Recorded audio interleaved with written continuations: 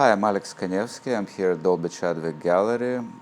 The show is called Fin de Siècle, if I'm pronouncing it right, which in translation from French means the end of the century. There's a lot of personal references, but a lot of things ended for me, a lot of new things started for me, but also many things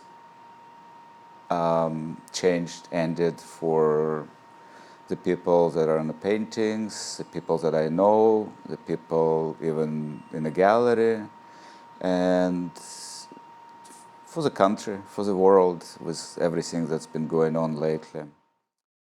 It all started with a Rembrandt painting, but it's a portrait of his wife Saskia going for a swim in a river or in some sort of dark lake, dark water.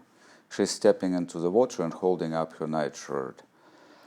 That painting was clearly made for himself. It's a very interesting, unusual painting for Rembrandt because it's painted much rougher than he would normally do for official commissions. So he really loved Saskia, and she was not very healthy, and she actually did die about a year later.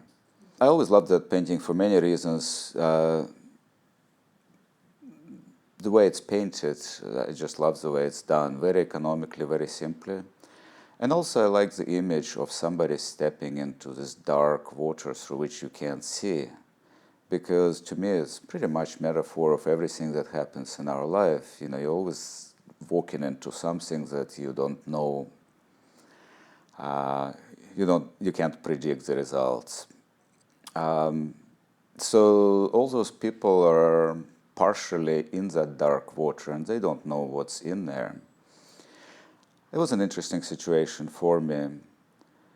In New Hampshire, where I live, there are a lot of lakes and ponds, and there's one that looks very dark in the morning hours, not far from our house. So I asked a number of people over the years to wade in this water with and without nightshirts. At some point, I've collected a lot of nightshirts similar to Saskia's. Several women in the village gave me their old nightshirts for that project. And then many of them actually went into the water for that as well. And some spent hours in that water. And those ponds are pretty murky. So when you step into that dark water, you really honestly don't know what's down there. It could be frogs, could be snakes, could be God knows what else. And that's been going on for a while, and it kind of interacted with the idea of Persephone, who, of course, was a daughter of Hades in the Greek mythology, and Persephone ate 6 pomegranate seeds that were given to her by the god of the underworld. The arrangement with the underworld, she could spend 6 months above ground and 6 months down there with the dead. So hence the metaphor for a change of the seasons. There's a lot more involved in that story, but basically it's the same idea that some part of us is always wading through an unknown dark waters, and the other part is looking out into the world. That's about as much as I can tell you about this series. It's endlessly fascinating to me, and it's just plain fun and interesting to paint. Some of them were done in the studio from the live models, and the water was painted in later. The others, people actually were in the water, and it's not the warmest place in the world, so I couldn't ask people to stay in that water forever.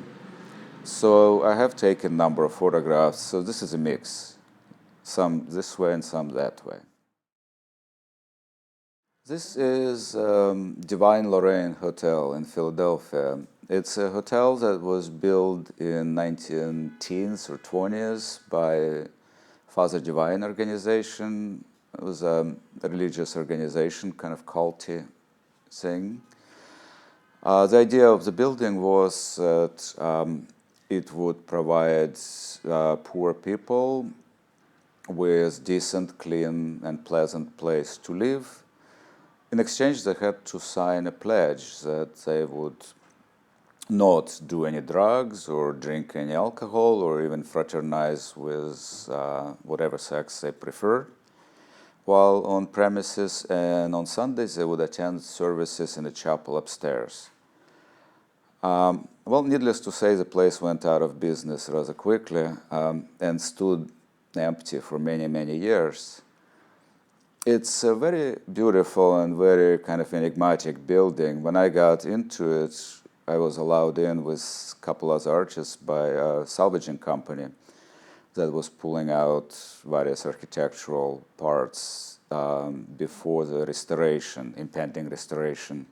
So they took all the clawfoot tubs out and all the marble mantelpieces and the doors. And the building was quite bare. And it was also quite cold in there. But it had the most beautiful, airy feel to it. It didn't have that creepy feel like so many abandoned buildings. And whoever painted those rooms in 1920s, probably, or 30s, used really wildly bright and interesting colors. You know, they would think nothing of painting the room bright, ethereal blue like in this painting, have a blood red carpet, and then paint all the doors, I don't know, pistachio green or something like that. Every room was painted differently. So while I was there, I took a lot of photographs of the interiors, and over the years I used many of them to drop the action and the paintings into them. So this is one of those rooms. It was used in another painting years ago of the running dog, but the way this blue paint peeled off the walls kind of created a very exciting environment for me. Is it sky? Is it a room? Is it ice? Is it snow? It's hard to tell. That's how that came about. It looks so open because the salvaging company took off all the doors, so everything became much more open than it originally was. This particular room where the tiger is probably is a part of suite of rooms or a hallway leading to two separate rooms. I'm not sure, but that's why it looks that way. Tiger was living in Philadelphia Zoo, and I went to the zoo to look at the animals and think of maybe painting some of them. Tiger was eating a cow femur, which is on a painting. It's a thigh bone, rather large bone, and he was very involved in that. That was a few years ago. Hopefully that tiger is still alive, but I don't know. So that is where the tiger came from. Wasn't in the hotel. I often mix models, or in this case animal, with interiors that come from elsewhere, because it's very rarely that you can have this full picture that is inspiring and exciting. In this case, where the tiger was in the zoo, looked just like any old zoo. And the zoo is a fairly sad-looking place normally. Where the Divine Lorraine Hotel is a very exciting place, but there's not much going on there, and certainly there are no tigers. Well, it's one of those kind of mysterious, provocative pseudo-narratives that are not really there to tell a story. There is no story to tell. It's more a door in which you can enter and answer your own questions, or with your own narratives. I mean, who is dear friend? Is tiger dear friend, or is dear friend is that cow that's been finished off?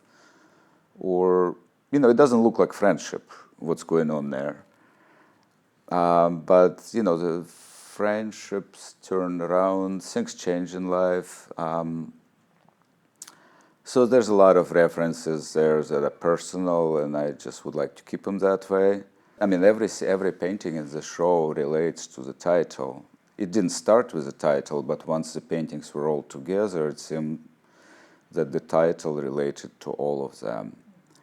But how it relates to this particular image is sort of more interesting to me, to allow the viewer to create their own narrative if they wish. I personally don't feel like that I need any narratives myself.